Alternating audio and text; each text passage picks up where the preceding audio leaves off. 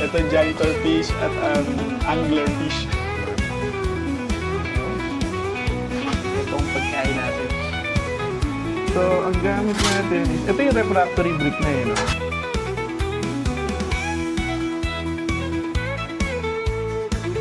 Uy, crunchy, oh! Magandang pizza. Show cornichon.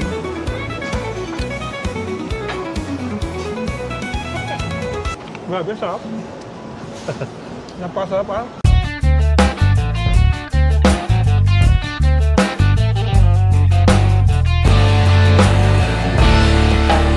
Nag-preheat si RR ng oven. No?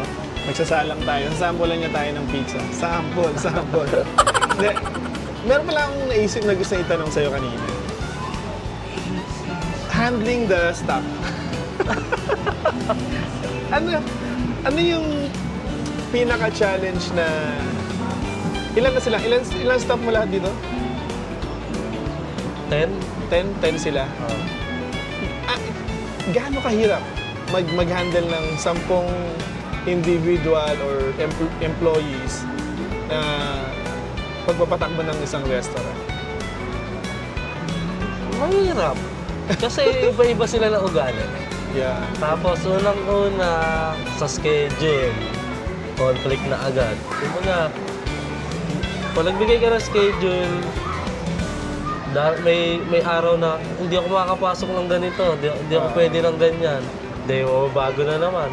Especially pag kami working student. Okay na yung schedule, pagdating ng araw na yon, ang pasok 1 o'clock, magme-message ng may activity kami sa school, 10 a.m. So, ano na gagawin namin? Hindi na namin makakapon. So, may ano ka pala? May mga part-time student ka pala? Kumuha kami ng mga part-time kasi yung iba... Tapos mga ilang oras lang pinapasok nila, gano'n? Hindi. Ano pa rin naman, nag-whole day pa. Lalo pagka walang... Ang pinag-duty namin sila pagka yung araw lang na wala silang pasok sa school. Or kunyari maaga yung uwi nila sa school. Okay. Yan. Binibigyan namin sila ng duty. Kaya ang mahirap lang kapag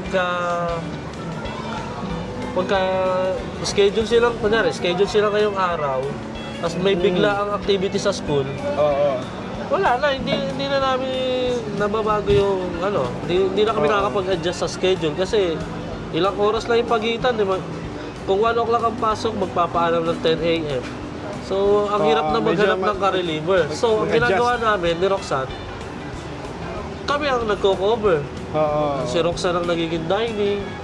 Tapos pagka sa kitchen, gano'n, ako ang nagiging kitchen. Sa payroll, nababayaran naman sila. Oo, yun naman ang nakakatawa. Naman Nababayaran naman. Wala namang nade-delay. Dati sa Gabi, sanay sila sa delay. Pero ngayon dito sa RUG, walang so, nade-delay. Yun pala, ano yung difference nung staff, nung nandun ka sa Gabis, sa staff dito? Malaki ang difference. Doon kasi mga mag-anak eh. Tsaka hindi, yung mga tao ko rin naman sa Gabis, tao ko pa rin dito. Pero iba yung trabaho dito. Kaysa doon kung sa Gabis, chill lang, pag walang tao, okay lang. Pero dito, hindi. Trabaho talaga. Loaded na sila ng trabaho. Pagka walang tao, oras na para mag-production. Kasi biglang mamaya, dadami na naman side yung duties tao. na. May mga kumbaga meron na silang pagpasok, ganito yung gagawin natin. Or time to time may gagawin. Gano'n. Hindi ka tulad dahil sa Gabis, pagpasok. Wala lang, parang lang kami. Ay, hello. Gano'n lang. Hindi kasi pero dito, tapos organized nasa loob naman. ba, Kumbaga, naka-systematize na. Kasi yung mga tito-tita nandyan lang sa paligid. Pero ano yung pinaka kakaibang na experience mo na involve yung staff mo dito sa diba, sa dining, sa... Recently, di ba may nag-away? Recently lang, may sa CCTV. May nag-away dito. So, nag-away, pareho silang staff? Parehas si staff, pero yung sumuntok, hindi namin staff yun. Kumbaga, so, parang press back lang. Boyfriend ng staff namin. Okay. So, kala akala namin ni Roxanne okay na kasi bago kami umuwi, napag-usap namin sila. So, akala ko okay na uwi na kami kasi nag-usap na eh. Tapos, nung nasa bahay na kami, biglang tumatawag sa amin yung staff namin na lalaki. Nagpunta pala dito. Sinuntok daw siya. Yun. So, hindi mo naman pwedeng, sige, punta ka na lang sa police o mag-report ka. Hindi na pwedeng kailangan. Right away, pupunta ka. Kasi tao mo yun eh. Oo, totoo. Kailangan, ano ka pa rin na masabi ng tao mo na maparamdam mo sa kanila na hindi mo sila pinababayaan. Kahit na yung nakalipas na... Talagang sinapa. Talagang siya. tinamaan. Oo, yun. Tinamaan siya. Kasi hindi kita nga siya sa nakapasok CCTV. nun eh. Ilang araw siya hindi nakapasok nun sa trauma. Talagang na-trauma siya. So ako naman, ang ginagawa ko... Kaya yung iba, no? May yun din eh. Siyempre, kung meron kang lalaki at babae na staff, hindi mo may iwasang di mag-asaran yan. Oo, no? Tapos, nagsumbong. Mali na sumbong. Oo, ito naman si Knight Shining Armor. Walang tanong-tanong. Oo. Pero naman, napagharap-harap, na ayos naman. Napagharap. Pero... Nandito pa sila ngayon? Wala na. Nag-end kami ng decision ng partner ko, nila Pastor, na alisin na lang. Parehas? Hindi. Yung isa kasi, ko yun eh, pioneer ko yun. Oo. So, napag-desisyon na namin na yung isa ang alisin, yung bago lang. Pero nung hindi naman na tumagal, nagpaalam na rin tong isa. Kasi natatakot siya na baka abangan siya paggabi. Na baka maulit na naman yung nangyari. So, ako naman, para ma-feel niya na hindi ko siya, parang safe pa rin siya. Sige ka ako, kung ano yung decision niya, doon ako. Tapos nung time na hindi siya pumapasok, lagi ko pa rin siya kinakamusta, anong balita, para lang ma-feel niya na hindi ko siya pinababayaan, na doon lang kami. Hindi lang basta ma-feel, talagang concern ka talaga. Kung kailangan niya ng tulong, nandun kami, tutulong kami. Kasi mahirap din yung kumaga, kapit-bahay namin. Mahirap yung, boss mo yan, tapos parang walang pakialam sa'yo na pinabayaan ka lang. Hindi. Kaya, grabe, hirap din no? lagi Buti ko wala siya ka kinakamusta. nung time na nangyari yun. And sana ka nandito para hindi nangyari. Tingin ko kasi hindi mangyayari. Hindi masusuntok kung nandito kami. Kumbaga, feeling ko hindi mangyayari kasi may sabi ko. Cooler heads win. Diba? So, yun. Maraming challenges. Ano pa? Sa pag-ahak ng tao, yung pag wala pang isang linggo sumasahod, cash advance na. Yung pa isa. Siyempre, yung cash flow namin, maapektuhan din yun. Kumbaga, may mga nakalaan na doon na budget, magka-cash advance. Kumbaga, napupunta rin doon minsan. Minsan, pag may nag-cash advance, sarili na namin bulsa, kukunin na lang namin pag sumahod na sila. Minsan Ganun mo yung ginagawa namin. Alam mo, isang way din to educate them about finances pagka ganun eh. Kasi pagka alam nila na parang anytime pwede sila mag-cash advance, although ako, gano'n naman din ako nagbibigay. Pero tinuturuan ko sila on how to manage naman yung pera nila. Kasi nga, pagdating na sahuran, wala na silang sinasahod. Parang pakiramdam nila, sayang yung pagod nila. Actually, nakuha na nila yung pera na yun. Advance nga eh. Di ba? Cash advance. Yun din yung isang challenge pagka kamag-anak mo yung mo. At may pangangailangan, hindi mo rin matanggihan talaga. Talagang financially, siya. May financial problem siya. Tapos di pa siya marunong kumahak ng pera. Kumbaga, kahit anong... Nakaalalay ka talaga. Kahit anong sabihin mo dyan, hindi siya, kasi alam niya hindi mo siya matitiis eh. Parang gano'n. Kaya ayun pa, challenge din yun sa akin. Tapos, hindi ko rin basta-basta mabitawan kasi... pag tinanggal ko to, ano may trabaho nito? Palaboy-laboy na naman minsan sa akin. May ganun eh. No? May ganung consideration na... Pero kung tatanungin mo malalaking kumpanya, alis ka na, walang ganun. Pero tayo kasi, since SME tayo, small, medium enterprise, tayo yung small entrepreneur, tawag doon yung hands-on. Kumbaga nakikita mo yung takbo mismo ng business personal, mo eh. Di ba? Kumbaga may consideration ka na kawawa naman yung pamilya, kawawa naman ng ganyan, di ba? Pero kailangan din naman in return, mag-perform. Di ba? Yun nga eh. Oo. Poor na sa performance. Poor pa sa communication. Oo. Poor pa sa lahat. Wala eh. Oo. Kumbaga, ang At some point, kailangan mo rin mag-desisyon na pagka it's hurting the company, hurting the business, para hindi maapektuhan yung karamihan, you have to make the hard decision then. Someday siguro. May yun ba? Pwede na ba? Sige, Pwede na? muna tayo. Pasok tayo sa loob, guys. Papakitaan lang tayo ng araw ng kanyang pizza. Alright guys, so nandito tayo ngayon sa loob ng Ocean Park sa aquarium. Ito janitor fish at ang angler fish. dito ka na rin, tara. Ayan, so si chef naglagay siya ng semolina Ito, ba yan? semolina to. Semolina Ito flour. gamit namin sa pag-stretch ng dough.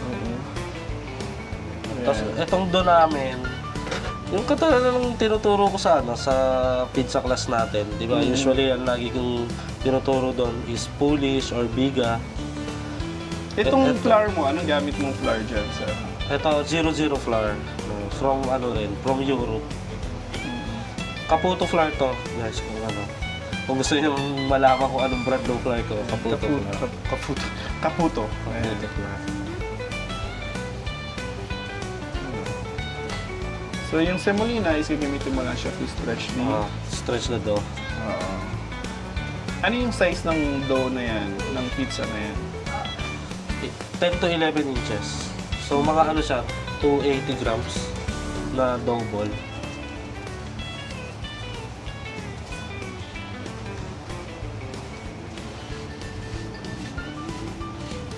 Okay. Tapos alisin mo rin pala yung semolina na yan. Kasi pagka yan pumasok sa oven, mabilis siya masunog, tsaka madudumihan yung oven. Mm-hmm.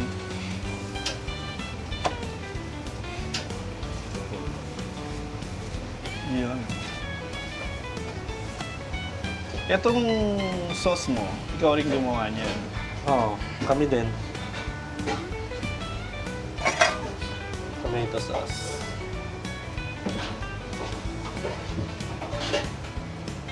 Yun. Bali ang fermentation nito, 48 hours fermentation. Nung mismong pizza mo. Itong dough, oo. Yung pre-fermented dough na gamit ko, Gamit mo is Biga. 48 hours.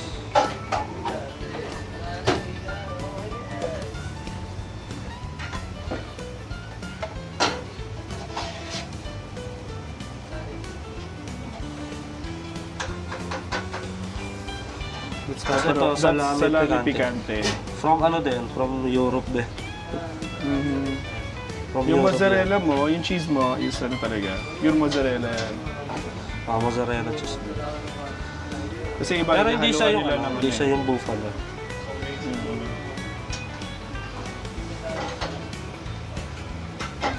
So ngayon, yan.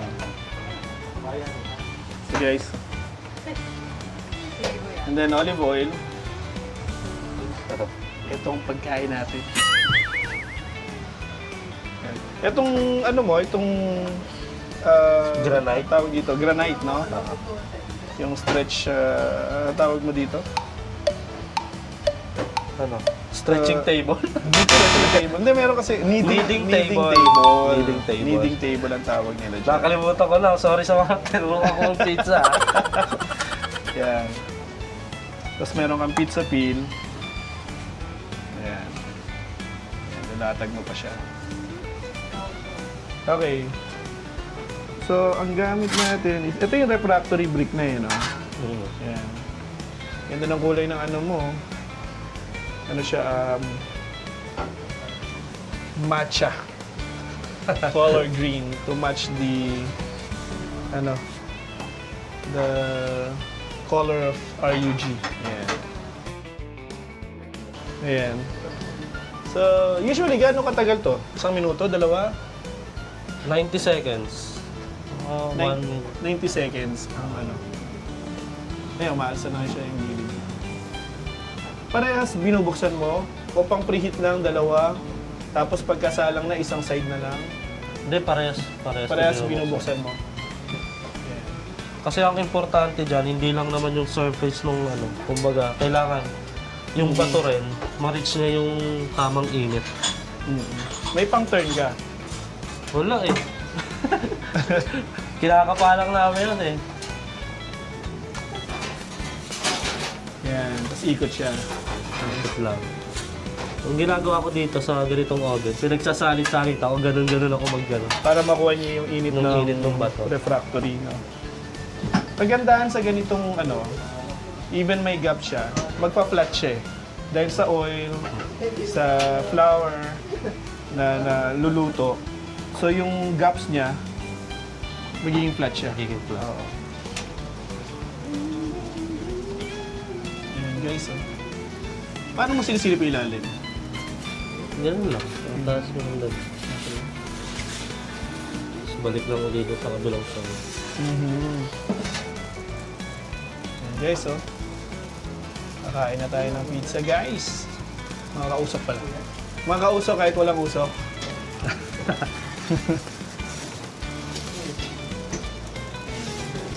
So nilalaro mo lang siya doon sa buong bato niya, no? Para makuha niya yung, Yung heat. yung init ng refractory.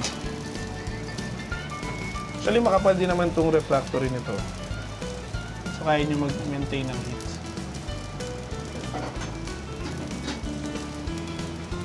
Again, this is grande size oven. Ito na yung pangatlong oven mo, no? Tama, no? Pangatlo. Una yung piccolo, tapos yung... Anong size ba yung isa? Alfresco. Yung alfresco. Alfresco. Tapos brick oven. Yung iba, tinataas nila para maluto pa yung ano. Yung pinaka ano. Ilalim, ganyan. Hindi yung ano niya, yung ibabaw niya. Leopard. Meron na. Luto na rin.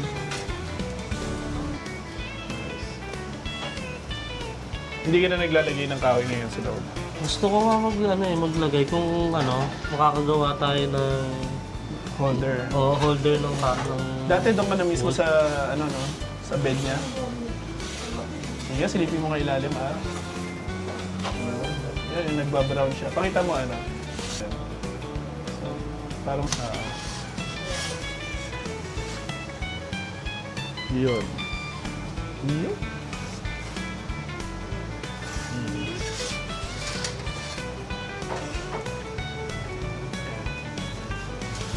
So, yan, okay na siya. Kakain na tayo. Ayan, doon mo yan. Yan ang napag... Yan, no? Uy, crunchy, oh. Crunchy on the outside, oh. Yeah. Yan, oh. Ooh. Nice. Okay, and then, sige, pakita mo daw sila.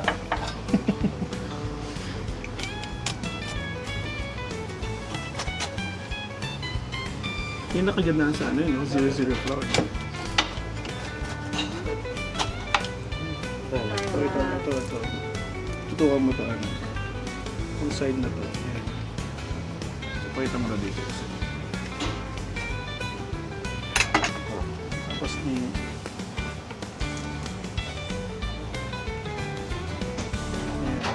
yung ano niya, moist loob niya.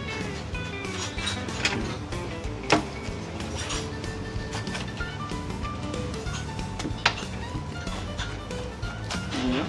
So ilang slice yan? May nasa-serve mo siya? 8. 8 per ano, no? Tapos dito mo siya nilalagay. Yan. So yun guys, this is the... So this is the Napolitano style pizza. Salame picante na luto sa ating grande oven dito sa RUG Pizzeria and Cafe. Yan. Ngayon meron din siyang honey, no? Yan, makikita natin doon sa ano. Tara, dito tayo sa Paglabas natin. Yan. Alright. Yun. So, meron silang... Tara. So, ito na yung kanilang pizza. Meron silang spicy honey. So, honey to na merong pepperoncino, no? Pepperoncino. And then, meron din silang special blend ng 4 pepperoncino hot sauce. Yan, gawa ni ano to? Ni Don Julio. So, ito, Norin, tingnan mo to. It's a good sign ng isang magandang pizza. Yung cornichon. Ayan o. Crunchy siya. And then, popping back up, no? And then, ayan. And then yung, syempre yung luto niya sa ilalim.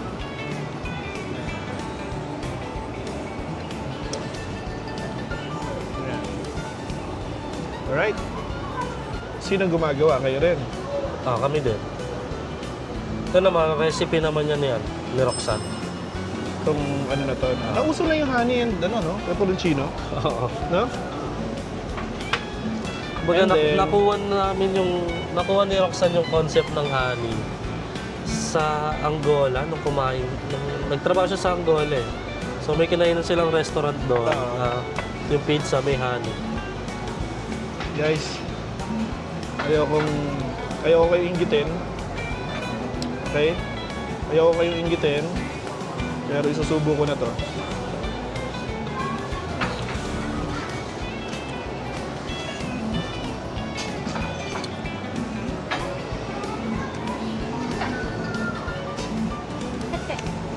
Grabe, sarap. Napakasarap ah. Thank you, thank you. Ano? Ano? Yan ang ano, Gabis.